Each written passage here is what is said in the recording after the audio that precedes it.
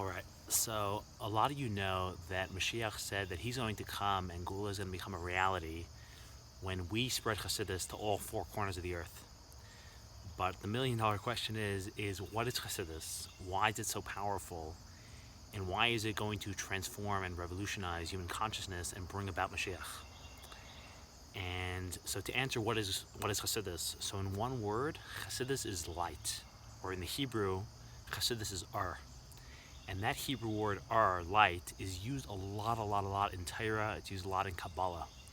And it says that Torah is Torah Ar. Torah is called the Torah of light.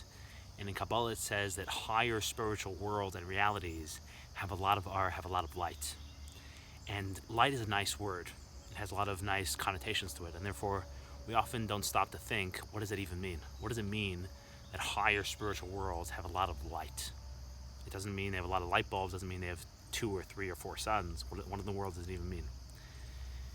And what it means is, so obviously it doesn't mean that there's a lot of physical light, because in general, whenever the Kabbalah uses physical terminology, it's not actually trying to describe, it's not meant to be taken literally. It's not saying that that's physically true.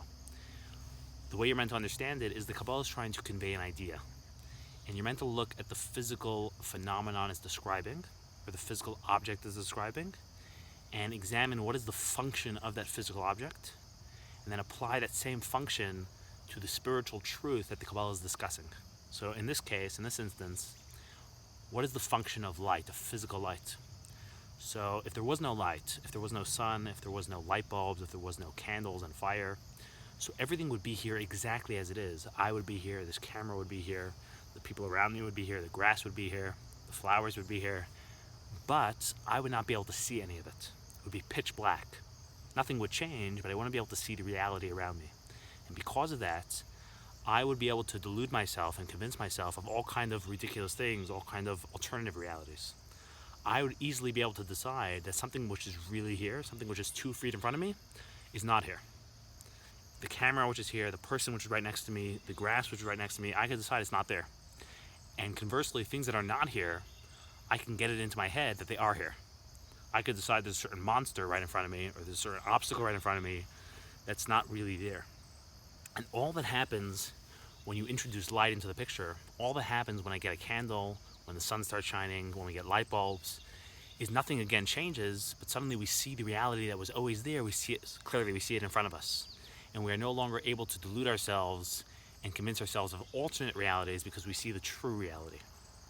And in the same way, it says in Kabbalah that the only real reality and the only one who sees reality clearly is Hashem himself, is Atzmos. Atzmos sees reality as it is. The moment, though, you get away from Hashem, the moment you get into the various spiritual levels, so nobody sees reality as it is clearly, 100% clearly. But the higher spiritual realities, the higher spiritual worlds have a lot of light. They see things pretty clearly.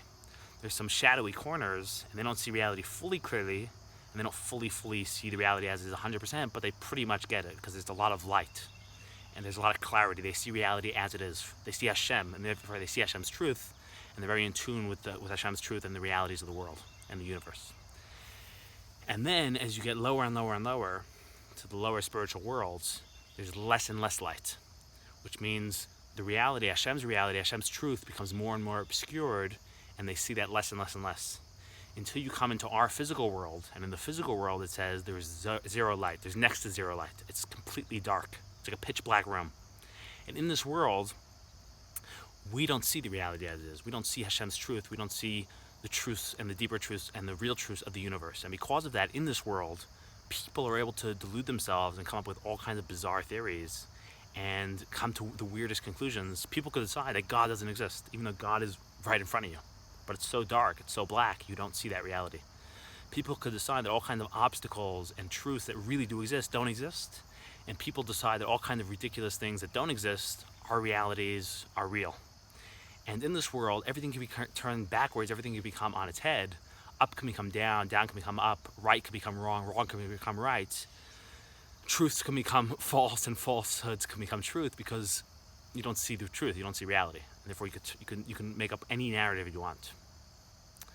And just to elaborate a tiny bit more, is that it's not like God exists in some place in outer space, and the spiritual worlds exist in some place in outer space, and then our physical world is here. There's only one space called reality. There's only one space, which is our physical world. And multiple people or multiple consciousnesses or multiple levels are looking in at the same space from different perspectives. In other words, God looks at our physical world and he sees it as it is. For him it's illuminated. He sees the truth around us. The angels are not in outer space. The angels are right here. They're just looking at the same space around us with more light. They have more light and therefore they see it more clearly. We are in the exact same space as everyone else. We're in the same space as the angels. We're in the same space as the souls above. We are in the same space as God. We just have like a blindfold over our eyes, and therefore we don't see reality as it is. Imagine 10 people all standing in the same room, and one person has a blindfold over their eyes, one guy has a problem with his eyesight, and then one guy sees everything clearly. And that's kind of what it's like, that God and the angels and us, human beings, are all occupying the same space. Some people see the space clearly for what it is, and some people don't. Now, in our terrible, terrible dark reality, in this physical dark world, God gave us an incredible gift. The gift of Torah, and more specifically, the gift of Chassidus. And the gift of Torah, and more specifically, the gift of Chassidus, is a gift of light.